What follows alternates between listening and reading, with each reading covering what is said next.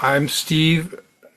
I live in Baker, but I know much of the area, and I'm here tonight because I have a story that really has gripped me as I've used Baker as a foil for studying history in general.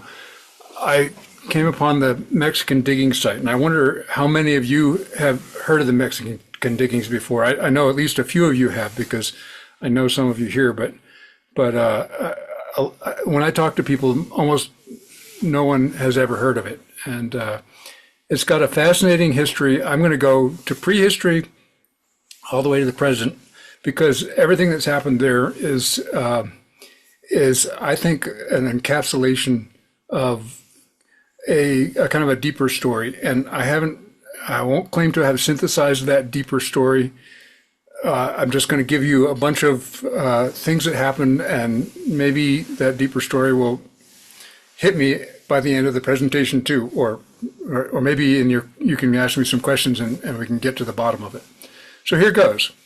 The title of this is The Mexican Diggings, 1857, and the reason for that is it's the crux of all these different events. It was the earliest non-indigenous settlement in Denver, at least according to some. It was the only substantial gold find in the city, at least according to the very imprecise records that we have, and it definitely has a curious history.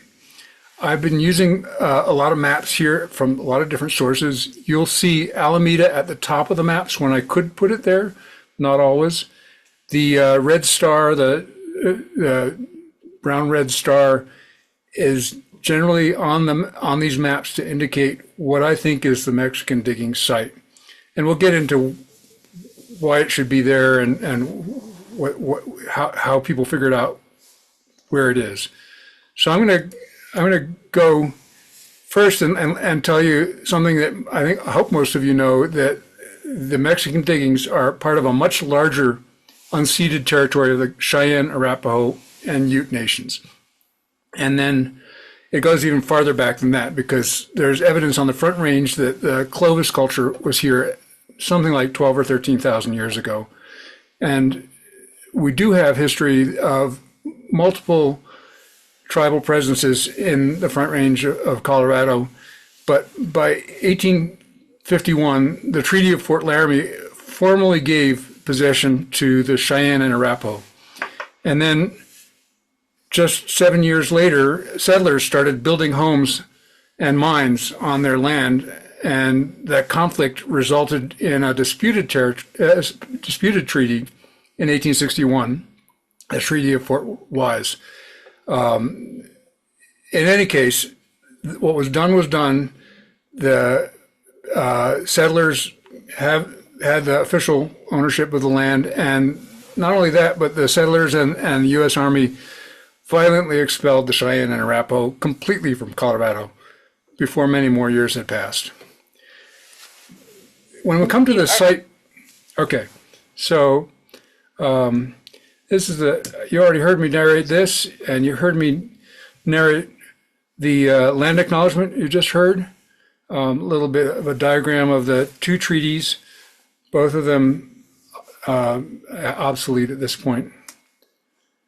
And then now I'm going to go 12 to 15,000 years back, because it's important to the lay of the land around here that all the homes and structures here, when you dig a foundation, you find a sandy, gravelly base that goes way, way down. And the reason for that is that when the Pinedale glaciers melted, they carried rock and eroded rock and dropped sand and gravel over a huge area once they got to the plains.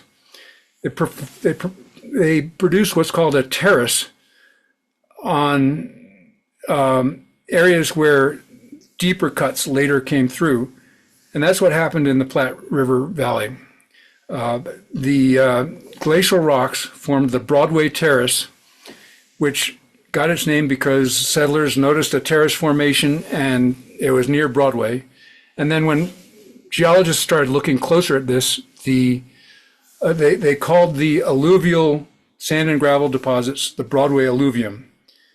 That's the sort of orangish color in the map to the right. Closer to the river is something called the Piney Creek alluvium, which was much later than the Broadway alluvium.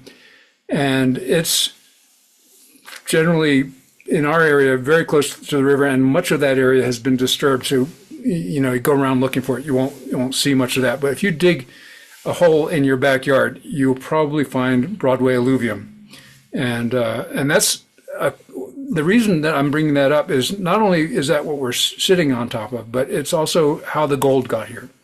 Because the gold particles that got eroded with all the other rock preferentially settled among sand and gravel. And then when floods came through, they washed away the lighter rock preferentially. So the whole process of the glaciers melting and all kinds of floods and a really broad glacial river coming through the area that then narrowed down and became the Platte is why gold was found. So coming a little further into the past, trying to state what we know about people who might have walked along the riverbank where the Mexican diggings is located. And we do know about Spanish explorations, but we really don't have enough to say for sure that they made it all the way to the part of the Platte River where Denver is. In the early 1800s, we know trappers and mountain men were around the area a lot. They often hooked up with the tribes, married into them even. And so because the Denver area was a known area that indigenous people spent time, it's quite possible trappers were here too. But what we do know is in 1820 and then later in 1835, the Long and the Dodge expeditions traveled up the South Platte River and made it all the way, at least as far as we know, to the mountains, which to me implies that they followed the Platte River right along its banks, along where the Mexican diggings would be found. Here's a closer look at that map of the Dodge expedition. I don't know what all your screens are like, but I put a little red star again showing where, in this case, where Denver might be. It's not a very exact map. So then 1857, Mexicans and John Smith, and I'm putting him that way for a reason. This was a brief settlement, and it entailed a considerable quantity of gold being found. I'm going to read you a couple things from two of Smiley's histories. His 1901 History of Denver. He said, early reports among Denver pioneers stated that trader John S. Smith and his Mexicans discovered and washed out placer gold in 1857. Later in his 1913 History of Colorado, he said some actual mining, the first in Colorado in which a citizen of the United States took part, had been done in the vicinity of the mouth of Cherry Creek. Smith, in partnership with a few Mexicans, took out a considerable quantity of gold, but did not continue operations longer than the summer of 1857. The photo we're seeing is much later. It's in 1900, but it places the location very clearly because it's in the dry gulch below what some called the old Tabor or the Bailey smelter, and I'll get into those two entities later. But this is the only photo we really have of the conditions when the diggings had taken place, but the land hadn't been disturbed further. So where were the diggings? I gave you a area map at the front, but there's been some dispute about this. Tom Knoll got it wrong a bunch of times in different things he's written. Surprise. Yeah, but I've pinned it down. I'm sure of it. And first of all, this is a map from Smiley's History of Denver, but there are many other sources. I'll give you Smiley's description. On the riverbank, on the south side of Virginia Avenue, between that avenue and the Old Bailey, or Tabor Smelter, and almost within the shadow of the latter, the land around here is platted, but to the eastward of the diggings, it is mostly occupied by railroad tracks and the roundhouse and other buildings of the Santa Fe Road nearby. Virginia Avenue is supposed to extend down to the river, and near its foot are the head gates of the ditch supplying Lake Archer, the gates being but a few yards distant from the diggings. I think that nails it down, but we have a number of other sources that I'm not going to try to give you one slide for each, but for instance, it's been talked about in terms of the Byers home and James Beckworth's home, and those locations are also known. So that's the location of the diggings. And some other questions are whether it was a settlement and who were the Mexicans. Again, here I'm going to quote from Knoll. I think he gets some things right. He says, the city of Denver was originally called Mexican Diggings. The year before white folks discovered gold, there were Hispanics along the South Platte, about where Florida Avenue goes over the Platte today, and they found gold and established the town of Mexican Diggings. Now, Knoll is wrong about Florida Avenue. I have no question about that myself. But I also don't think there was a town called Mexican Diggings. I think there was a short-term settlement here, which qualifies as settlers getting to the spot and putting some sort of roots down. Knoll also said about the Mexicans. It's being recorded. I wonder if we can watch it later. You can. About the Mexicans, Knoll said, probably what happened is similar to what happened a lot in California during the gold rush. That is, if Spanish-speaking people found something first, whites would come in and chase them out and change the name of it. Now, Knoll there has a contention that a name was changed that doesn't really fit here, but I think he gets the gist of it, is the Mexicans have never been named as far as I can find out, and they were essentially disrespected in the way of capturing the history, particularly when Smiley took it down, and he was taking down what John Smith had told to the early Denver settlers. John Smith probably had a sense of his own importance, which we don't know, but he could have been the interloper, and the Mexicans could have been his boss. But we can only surmise. So that was 1857. The John Smith and the Mexicans, or the Mexicans and John Smith, were here, sat down for a while, extracted a considerable amount of gold. Then in 1858, John Smith is still here, and William McGaw and Green Russell's explorers. You probably read about Green Russell finding gold, first in Cherry Creek, then better along Dry Creek. When settlers got here, Smith told them about the diggings. And Green Russell and a guy named Andrew Sagendorf, which I'm not going to get into, and several others tried for gold at the site and found meager quantities of dust. A couple of quotes from Smiley. The location became known to the pioneers of Denver as the Mexican Diggings, which were worked by some of them with fair profits late in the autumn of 1858 and for several months in 1859.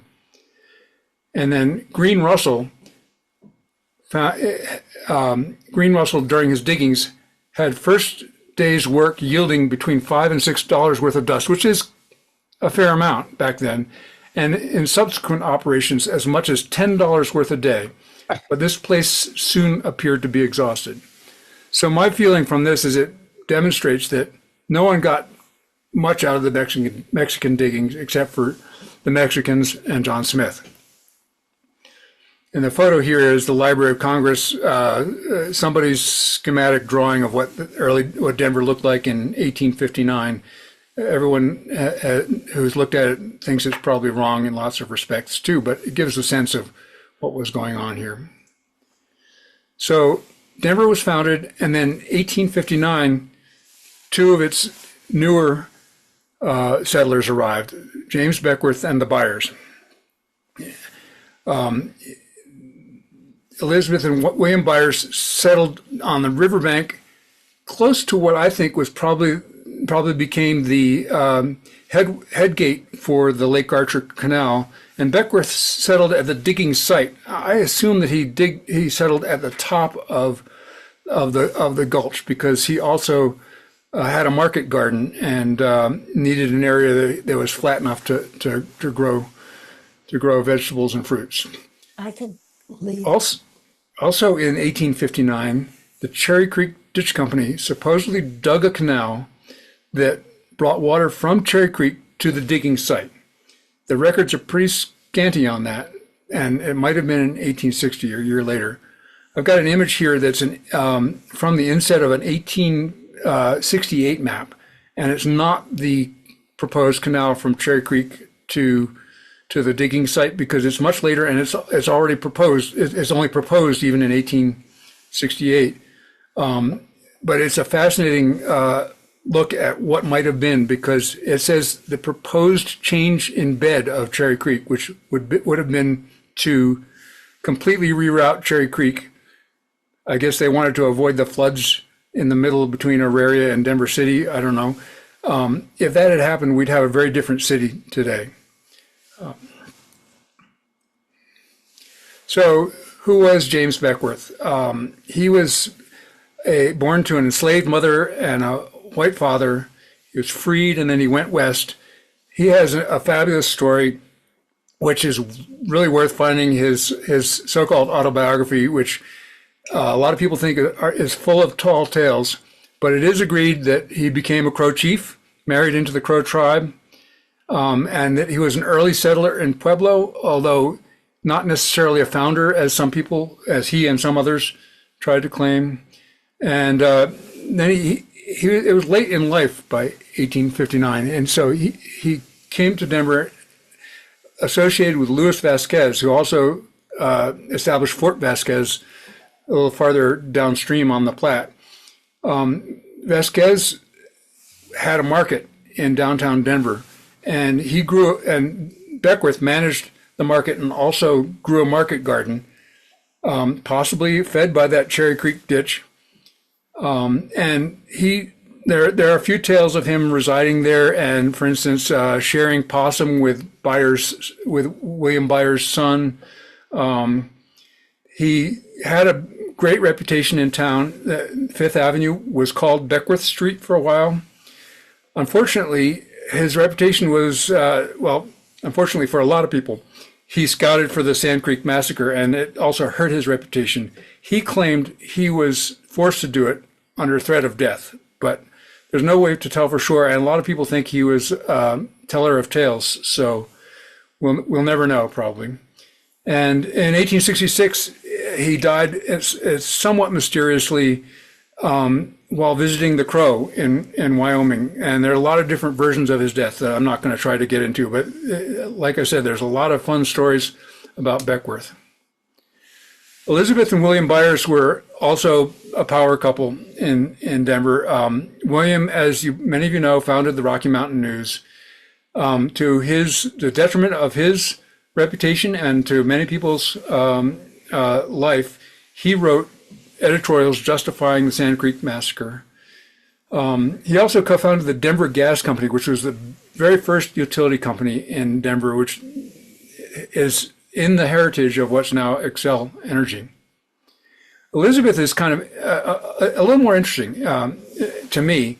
She was the founder of many, many charities, and the one that's close to this area that I like to tell people about is the E.M. Byers Home for Boys, which was a building on the south side of Alameda, west of Broadway. And it wasn't exactly an orphanage. It was basically the boys were kind of had to somewhat fend for themselves, but they could get schooling and meals. And it was one of several similar things. She also had a home for girls elsewhere in the city. And of course, there's the Byers-Evans house where this couple lived much later. This photo fascinates me because it's supposedly the Byers' home. They did have a log cabin on the Platte, and the tale about their home is possibly in conflict with this photo because in the 1864 Cherry Creek flood, which also flooded the Platte, but you might remember that by 1864, most people were right along Cherry Creek who lived in Denver. So they thought of it as the Cherry Creek flood. Well, during that flood, his whole home was picked up and pushed downstream somewhat by floodwaters and wound up on an island. That island might be the rise in land that was later the spit of land between the the Lake Archer Canal and the Platte River proper. But I don't really know how far it got pushed. But even more interestingly, Colonel Shivington's cavalry came to the rescue by constructing a raft and getting them out of there. Now, Shivington, you might remember, led the Sand Creek Massacre. He was already in town in May, I think it was 1864 when this happened, and then it was the autumn of 1864 when the Sand Creek Massacre occurred. There's one other photo that is claimed to be the buyer's home on the Platte, but I don't think it's credible because it shows a board and batten home with a much more solid construction and especially considering that we're talking about a home that was pushed downstream by a flood. I kind of doubt that one is correct at all. But this one might be it. This one might be the buyer's home. And then a little more about the Cherry Creek Ditch Company. On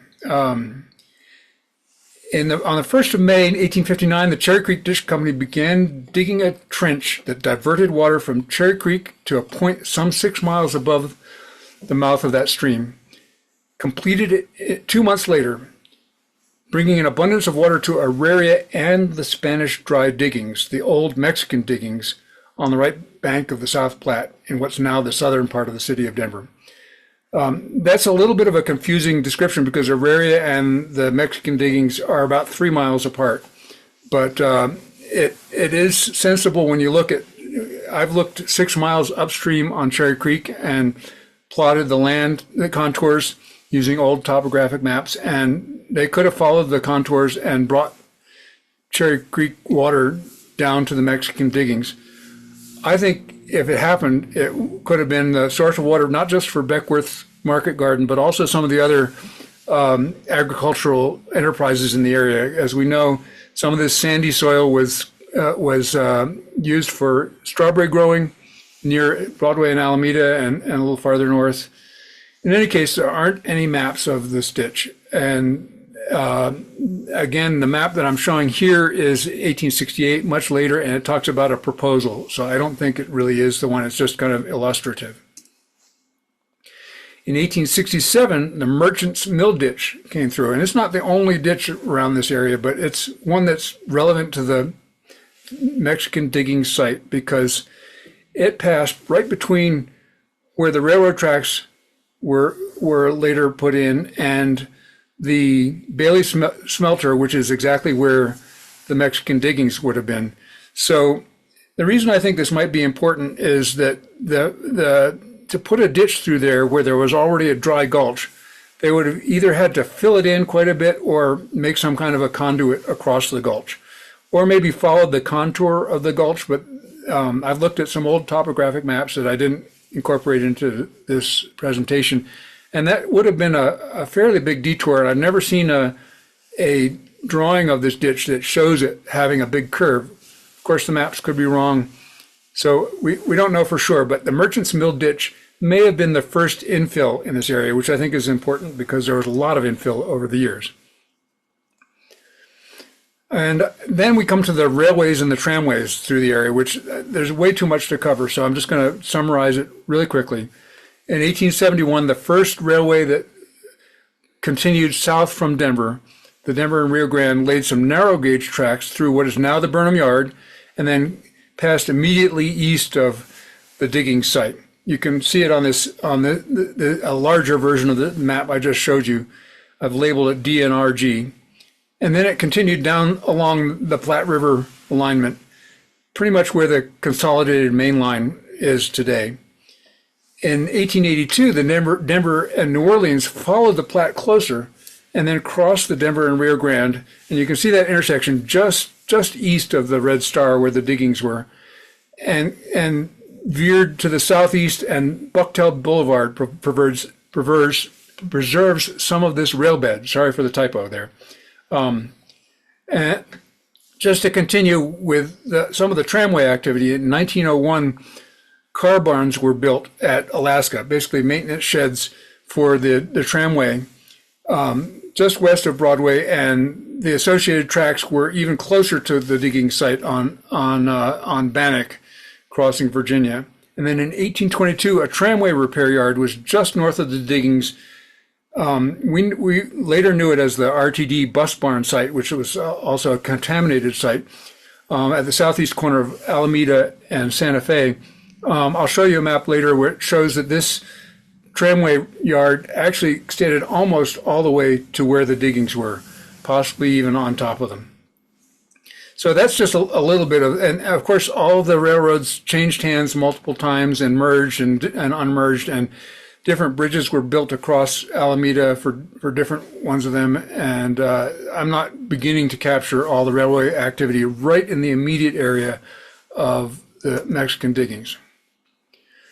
Then in 1880, Lake Archer and its canal were built. There was the second major source of water for the city water system, and the head gates for the canal were just barely downstream from the digging site, possibly right about where the buyer's cabin had been. And many of you know about Lake Archer. The canal led to a reservoir that extended approximately from Ellsworth to 7th, and then further up to the 3 stone buildings in Denver Water's campus. And then 2 years later, it had already failed as a water supply. The tale I've heard is that there was a small flood, and it brought some dead cattle down right into the reservoir, and they just sat there, and that was the end of it for people who wanted to drink that water. In any case, the water continued to power Denver Water's turbines at the 3 stone buildings, and the third water supply for Denver was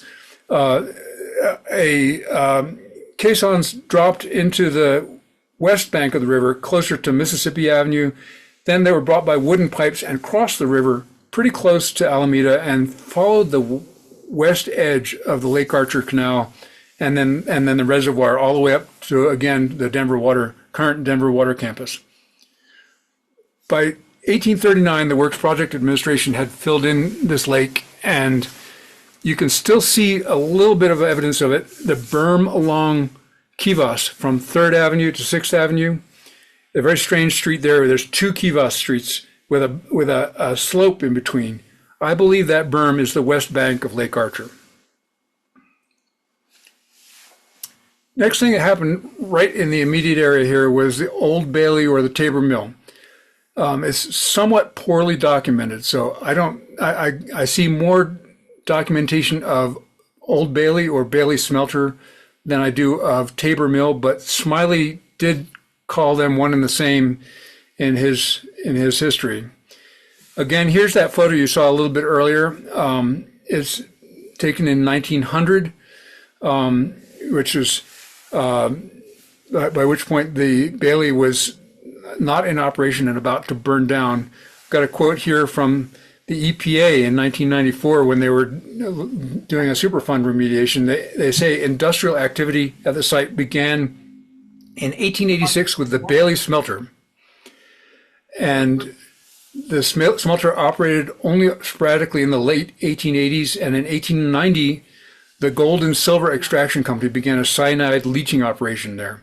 In 1901, the smelter burned down, and then in 1903, the Colorado Zinc Company had constructed a mill on the site. Zinc milling operations continued until 1910. Here's a little closer look. I'm not sure if someone's trying to ask me something. Sometimes it's $65 billion in a year. I'm sorry, I didn't hear that. Can someone repeat it with a better connection? I don't think it's a question. I think it's background. Okay, thank you. So here's a little closer look at the Bailey Smelting Company, more or less in the center to the left of the railroad tracks, which is also, as we've heard, the same site where the Mexican diggings were. A couple things to notice here, the proliferation of railroad tracks, but also look at how wide the river is. A number of older maps show that the river swelled wide right about at the point where the Mexican diggings were, and we'll see later that was changed. That makes it a little tricky to figure the location based on distance from the river. So it's easier to find the location based on distance from the railroad tracks. So here's one of the most interesting parts of the story, I think. In 1913, the National Radium Institute was formed. This was a U.S. government operation designed to help create methods for extracting radium to jumpstart commercial activity around the use of radium. They thought it was going to be a cure for cancer at first, and thought that finding a way to extract it more efficiently was a worthy goal. That soon transformed into a desire to use radium to light up the dials on wristwatches and airplane altimeters and things like that. Some of you may know that a lot of those devices didn't have any electricity in them, but the glow of radium, because it's radioactive, it put off a slight glowing light. The glow of radium would make these kinds of things visible in dark conditions, and in World War II, that was extremely valuable. So that ramped up operations a little bit. The U.S. government moved the operations over to a private company later. This was kind of an interesting example of the government starting a company and then privatizing it. And then it closed in 1922 because other methods of extraction became more efficient. The picture you're seeing here is one of the buildings. We'll get into the Superfund cleanup of this site, but they took photos of what were remaining at the site. Many years later, probably in the 1980s or late 1970s, and the dilapidated buildings are where they were extracting the radium through all kinds of interesting high temperature processes and chemical extraction tools. Here is another map, which also puts more context to the whole thing. This is a 1933 aerial photograph, and there's wonderful photographs of the entire city from this series, and it gives puts a lot of the things we've talked about and a few we haven't talked about into context here.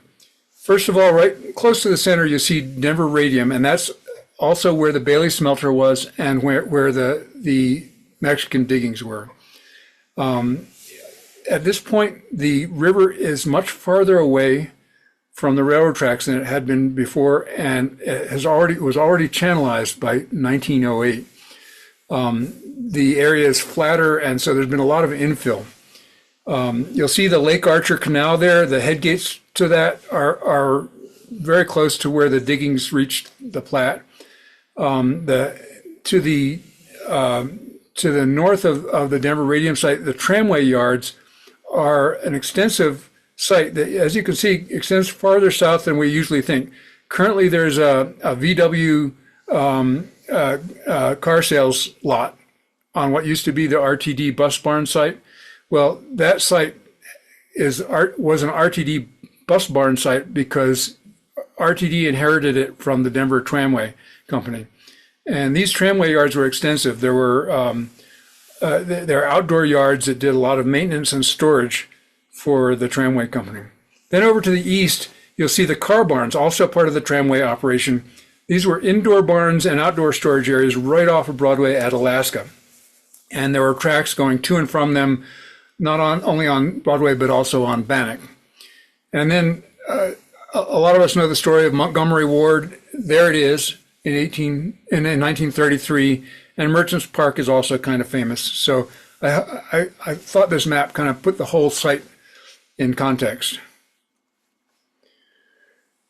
Next thing I've got on my timeline here, although there was a company called Robinson Brick that used the Denver Radium site to make and store bricks.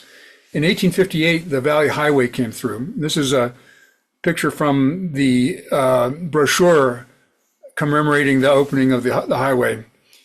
one thing that the Valley Highway did was it obliterated all the remaining contours in the area because they had to move earth around everywhere in order to build to between the river and the Mexican digging site. They possibly disturbed quite a lot of soil, and we'll see why that matters in a minute. Here's a really informative photograph, I think. This is from that same brochure, 1858. The Valley Highway is snaking through there and intersecting with Santa Fe, and the river is at the far left. The star is more or less where the digging site and the Bailey smelter, etc., were, but you can see it's surrounded by storage of pallets and pallets of bricks and whatever else Robinson Brick made. And then farther to the north, almost in the center toward the top of the screen, are a bunch of low buildings, which I believe were the evolution of the tramway yard that became the RTD bus barn site. I think that those are bus barns there. There were a lot of buses being maintained and stored at that location. Next thing that happened didn't happen. It was the Columbine Freeway, and not a lot of people have heard about this. This was kind of a discovery as I was doing research on something else. But basically, it was a proposal along with what a lot of you may have heard of, the Skyline Freeway, which would have cut right through the city, the center of downtown. Well, the Columbine Freeway basically was going to take off of Santa Fe coming north and then veer right across what became, what was originally the Mexican digging site, right across Broadway Park, as we now call it, and smack down at the intersection of Alameda and Broadway. It was going to have on and off ramps that would then turn Broadway and Lincoln into major highways funneling into downtown. I think a lot of us who live around here are glad that this didn't happen, because it would have radically changed our environment. And not only that, in the inset is a small diagram in the same brochures for the Columbine Freeway proposal.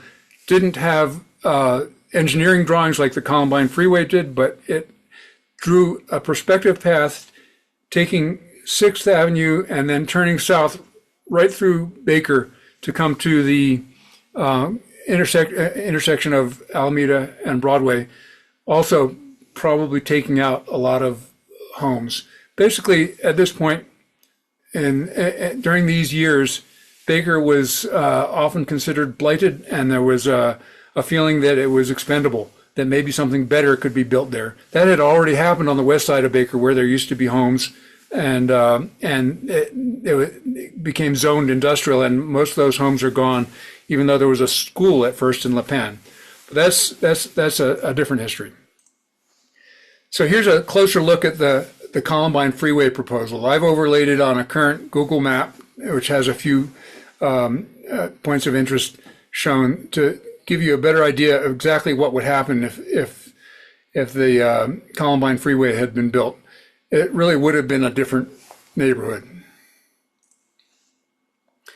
Then the thing that in some ways makes this the most fascinating to me is that in 1883, a Superfund site was established exactly where the Mexican diggings had been, and where the Denver Radium Institute had been, and where the Bailey smelter had been.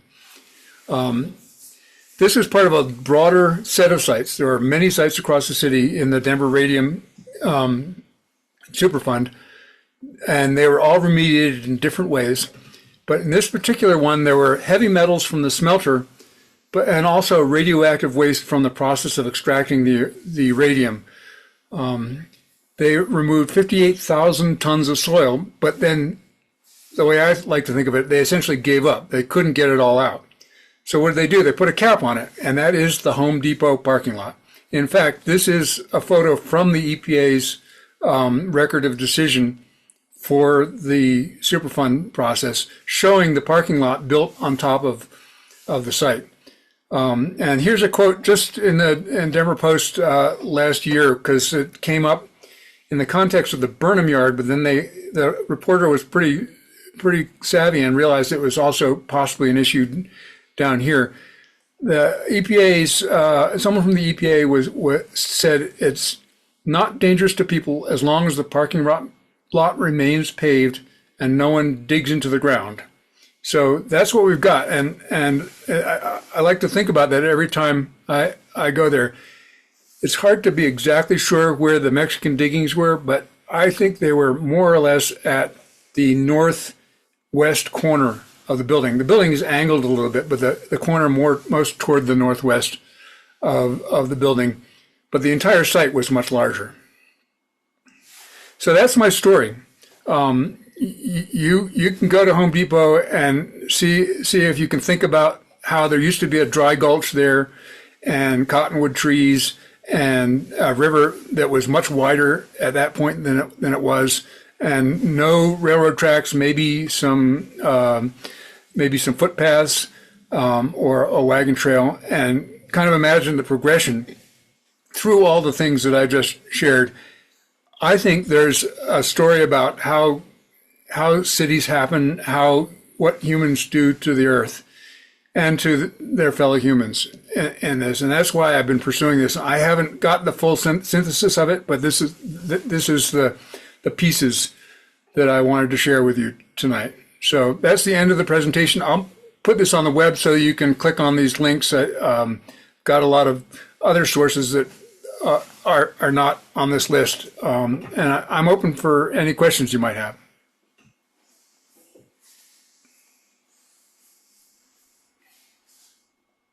I'm hearing none. Oh wait, there's. I'll thank you so much for doing this, Steve. This is such an amazingly informative thing that, I don't know, it just changes how you see the landscape of our neighborhood. And it's kind of setting some of what you've shown us. I did want to talk more about the William Byers house and the photo. Sure.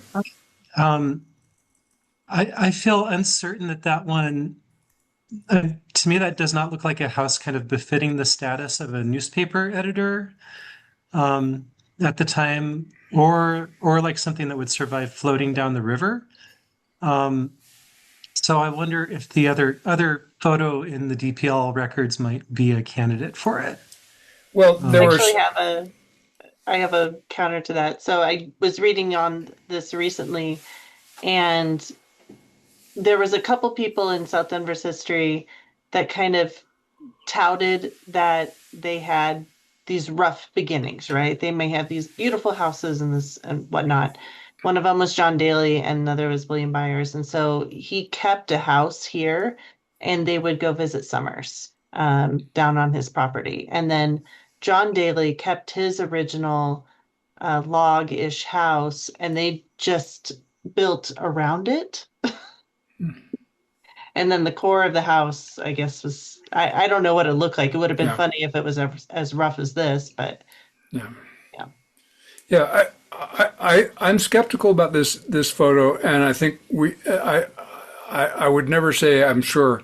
The one thing I do know is that, similar to what Brittany shared, the Byers lived in very meager circumstances when they first got here, as did almost everyone, especially in 1859 when they supposedly built their cabin. There were very few homes that had any grandeur at all. The other one I've seen is a board and batten building that I don't think people had a sawmill to create those boards in 1859, but maybe they had added an exterior to the building afterward. So there's some potential for that other building. It's just to me, I didn't put it here. We could look at it separately, but this is of the two that I've found, this is the most plausible. But I think the idea is to give the sense of it's down in the cottonwoods, and it was a pretty rustic cabin. It may not have been this one, but Denver Public Library claims this was his cabin, their cabin, I should say. I posted the link to the other one into the chat if anyone's curious. And I'm sure you're probably right, because you've done 1,000 hours of research on this. It's an interesting, the rough hewn look here. It's kind of like they were going for the Abe Lincoln thing or something. Is When you think about it, when they first got here, they didn't carry wagon loads of building materials with them. They carried there weren't enough wagons and enough surety of being here. So I think almost all the cabins in the very first years of Denver are depicted as log cabins, and some of them are extremely rough. Like I think Andrew Sagendorf, who I briefly mentioned because he dug at the Mexican diggings. He also was later a resident of Baker. He was an arrival in 1859, and he had the first home with a piece of glass in a window at some point in, I think, 1859 or 60. So things were pretty interesting for those who got here then. It was, I guess, people in general were much more used to taking risks with their bodies. Steve? Yeah. Kristen here. I had already, pardon my voice, I had always heard that the Mexican diggings were further up the river, pretty much at like Hamden and Santa Fe, or Hamden and the Platte. And Sure. I know many years ago there were remnants of an old cabin there. Did you find anything in your research that indicated there were any diggings in that area that is further up the river at about Hamden and the Platte? Sure. Yeah. And this is I touched on this earlier. I didn't go into my proof of the location, but there are several other places where people found gold, and they found more gold, but they're outside the city limits of Denver. So they don't count as the most productive gold find ever in Denver, but they were more productive. That was Green Russell. He went up to Little Dry Creek or Dry Creek. It's hard to be sure which Dry Creek he meant sometimes, but Green Russell's party in 1858 found a substantial amount of gold, and it's commemorated in a plaque, I think, on Little Dry Creek. I think I've been there along the Platte. There's some kind of a commemoration there. And then there's a cabin that used to be in, what's it called? Is it called not Overland? Is it Overland Park along the Platte River? It's in city limits, south of the Overland Golf Course. There used to be a faux log cabin there that was meant to represent early prospectors, and I'm not sure if that was Montana City or I honestly I've been using the boundaries of Baker to keep me from getting too deep into other things, so I don't remember all the details of the other things I've read. But that was not the location of the Mexican diggings either. It was possibly to a kind of like a place to make a remembrance, but there's not a dry creek coming into the river there, to my knowledge, and therefore there's not really a place. Usually what you have to have is cutting through these alluvial deposits to find the place where the gold filtered down to when the floods washed away a fair amount of the lighter stuff and kind of let the gold get concentrated enough that people could find it. That's why people would go along rivers and go into the cuts where flowing or dry streams had come through. And so that's what I know. I am sure of the location of this. Tom Knoll is not sure. There is a history of a Hispanic history of Denver that was written recently that cites Smiley, who I think is pretty clear in the location here, but then gets it wrong and goes down to Tom Knoll's location without saying that they're citing Tom Knoll. I think they just made a mistake.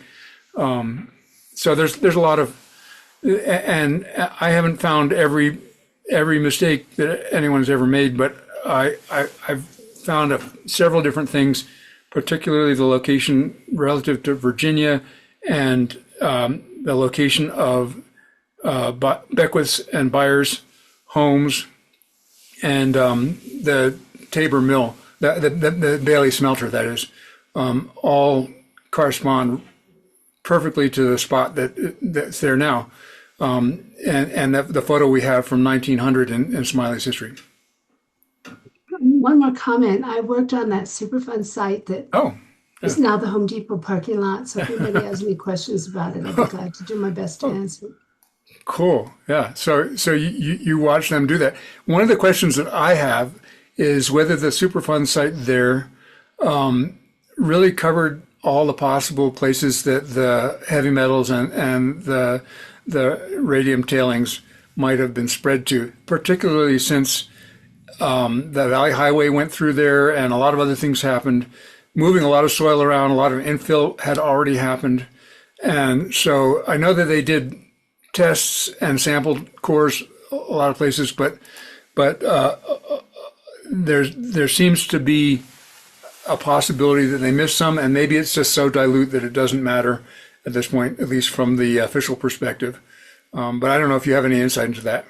Well, I could say a couple of things. Number one, yes, there's definitely contamination under the Valley Highway at Alameda. It is left over from mine waste from the smelter. I don't believe there's any radium left under there, but again, you have contamination and you've got a cover on it called the highway, and you have occupancy in terms of people being in there and being exposed to it in a very fleeting way, driving through. Sure. Yeah. There is work was done. There is, and I don't know if this is still exists because there's a lot of drainage work done in the area after the Superfund site was finished. But there used to be a door underneath, basically right at Alameda, underneath one of the bridge structures, so you could get in there, and there was sampling done in there.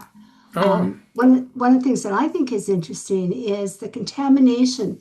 When you talk about all the soil that was moved, that was the contamination from the smelter. That's the soil that was moved. The radioactive stuff really wasn't moved, and it was covered up instead because that was the remedy was a perpetual cap. So if, for example, Steve decided he was going to buy Home Depot and develop a turnip farm, he'd be in trouble because there's a covenant recorded against the property that keeps you from excavating through that cap that is the parking lot. Yeah, basically. that sounds right. Although I have read some of the reports that say that they didn't have a receiving facility for radioactively contaminated soil at the start of the Superfund process, so they stored it on site and then later moved a fair amount of it, but not all of it. And I just reread some of that today, so I'm pretty sure about that. But maybe if you were there, it's been a long time, Steve. It's been a long time. I do know that there were two cleanups because, pardon my, I'll just editorialize, the dumb bunnies didn't go back far enough in time, or didn't come forward far enough in time. They just looked at the smelter waste and they cleaned that up. And then somebody went, oh, well, this is also there's also the Denver radium site. But the Denver radium sites were identified basically by helicopter flying over the city with instruments that would record radioactive hits. wow. So there were two cleanups. I do believe the majority of the soil that was moved was for the smelter, and there may well have been some soil moved for the radioactivity. But the risk assessment, one of the interesting things I've always thought about the risk assessment there for radioactivity looked at the level of contamination that a bus washer, that's a human being whose job it was to wash buses, could be exposed to. And they took, Steve, I'm just going to pick on you, okay? You're a bus washer for RTD and you start working at age 20 and you work until you're 70 and you never miss a day of work. And you're basically wet with radioactive water for 40 hours a week, 50 weeks a year for 50 years. That was pretty much the basis for the risk assessment. And the bottom line was that poor Steve was washing buses for 50 years, probably has terrible hands, wouldn't develop cancer, wouldn't be any more likely to develop cancer than somebody who wasn't a bus washer there for 50 years. So that was yeah. I agree with those. I understand those risk assessments, and I think that's probably quite correct, particularly with respect to the risk of any further exposure to radium.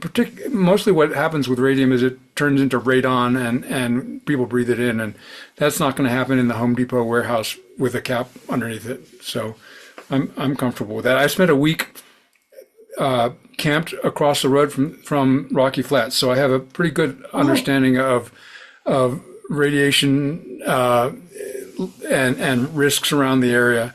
I was thinking you were camped out in the parking lot, and I was going to say you lost. No, at another site that had a radiation issue of its own. So. No, I understand. I know that site too. I used to teach out there. Oh. Anyway, but thank you very much. You're welcome. Thank you for sharing all that. Anyone else? Yeah. Hey, Steve, I want to just back up a little bit to where you were talking about there's a plaque along the Platte River. I think I might know where it is. If it's I go to the table there, which is a really yeah, it's there. That's it. Concept for a bar and a restaurant. Grand Frontier Park. That's the name of the park. Thank you. Yeah. Okay. Yeah. Yeah. And I just don't remember the exact story of Grant Frontier Park, whether it was meant to commemorate gold finds or something else. But it says there's a plaque that says something about gold. So that's why it struck my memory. But also I want to thank you. This has been fascinating. I love history. You're welcome. I have a much larger historic resource that is organized in snippets, but it has a whole lot of information about all kinds of things that happened within the framework of what's now Baker. So maybe in another year I can get another one of these together. But it was really fun to put this together because I actually I got hardcore and firmed up a lot of my research, and now I have to go back to my overall history and tune up the things that I got straightened out doing this. And that's a good segue. We're starting to plan our 2026 History Club calendar. So if anyone wants to nerd out on a subject and do deep dives, we're already planning it. So it's always the second Wednesday of the month. So if you want to give yourself a few months out, just let us know what month. I'll think about it. I need to wind down from this one. Well, thanks everyone. I appreciate your attendance and questions. And trying to think, it's hard for me to get to the chat when I'm doing a share. I just have to figure out where it is. I'll put my email address in. You can ask me more if you want. Somewhere in here. There it is. There was a question of how long have you been working on this? So I've been working on kind of somewhat officially on Baker history for about 5 years, but I had gathered a lot of resources before that, but I just kind of got serious about it and started organizing the information. And the Mexican diggings story came up pretty early in all that, but putting all the different pieces together has been just a gradual process. For instance, I only learned about the Columbine Freeway last year, and maybe a couple, and the Alameda tramway yards. I knew about the Alaska yards, which are part of a huge other story, which is the transportation history of Denver was altered forever with the 1920 tramway strike, and which occurred in part at the Alaska bus barns. Anyway, so I just kind of fell into it and started going, and that's where I got to today.